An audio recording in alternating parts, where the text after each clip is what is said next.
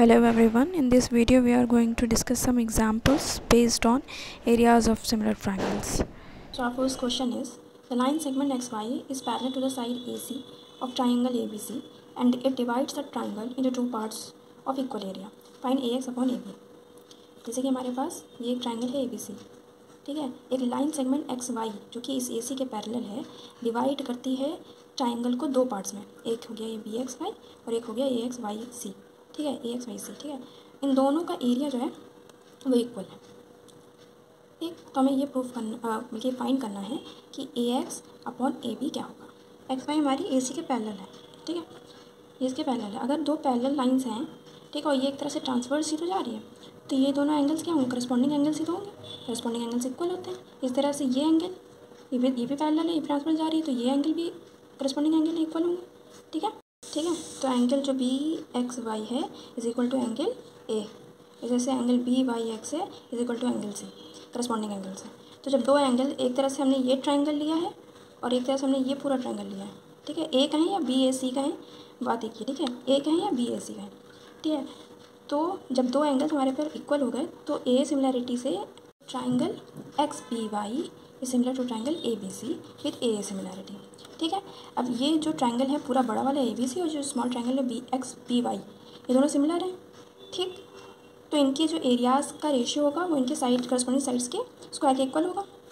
तो area of triangle ABC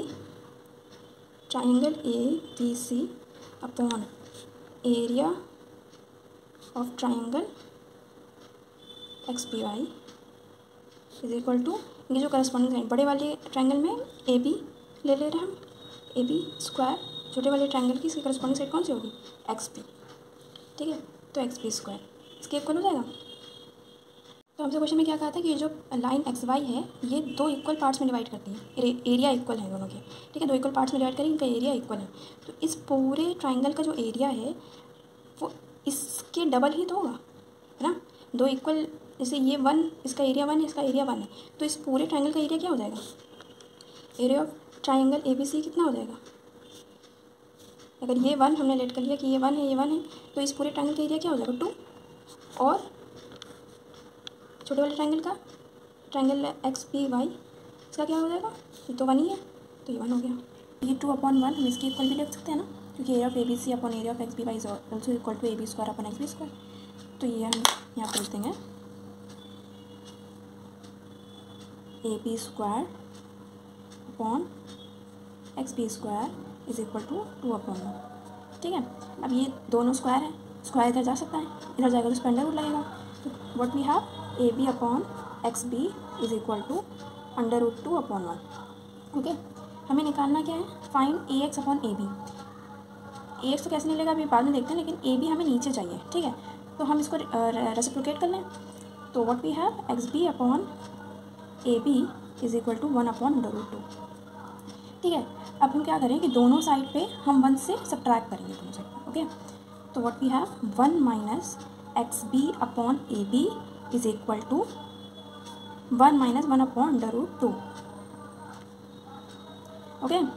तो what we have, AB minus XB upon AB is equal to √2 minus 1/√2, okay.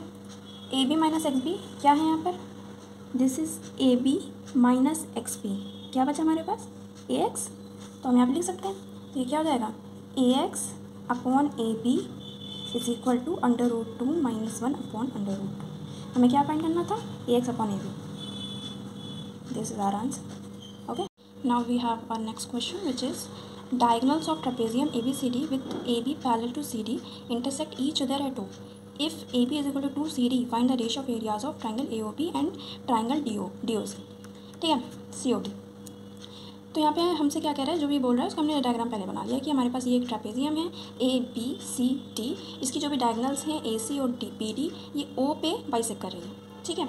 और हमसे क्या कह रहा है कि AB ट्वाइस है CD के और ये दोनों पैरेलल है, ठीक। तो पहली बात तो हमसे जो ट्रायंगल के लिए पूछा गया है हम उसके बारे में देखें। नाम हमसे किस ट्रायंगल के बारे में पूछा है, triangle AOB and triangle COD, ये दोनों सिमिलर ट्रायंगल, हमें पहले सिमिलर करने पड़ेंगे, उसी के बाद हम एरियाज फाइंड कर सकते हैं।